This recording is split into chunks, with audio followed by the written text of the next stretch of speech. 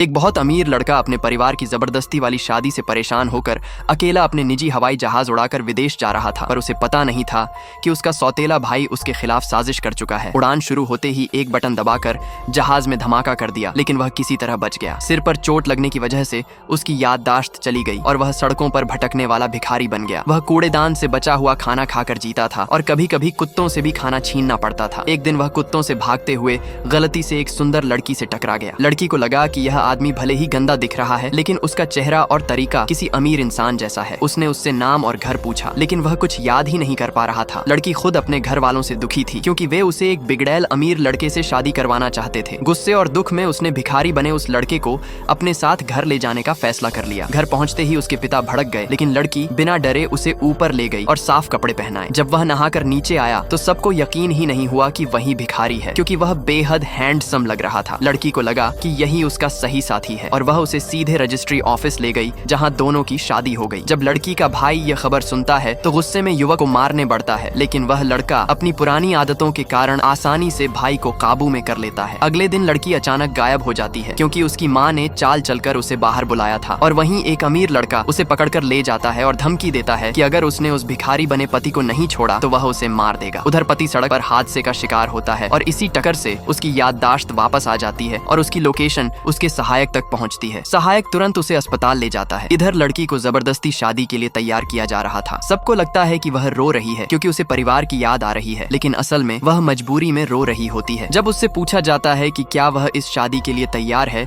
तो वह सबके सामने साफ मना कर देती है। इसी समय उसका असली पति अस्पताल से होश में आकर उसे बचाने निकल पड़ता है और इसके बाद कहानी में बड़ा मोड़ आने वाला होता है।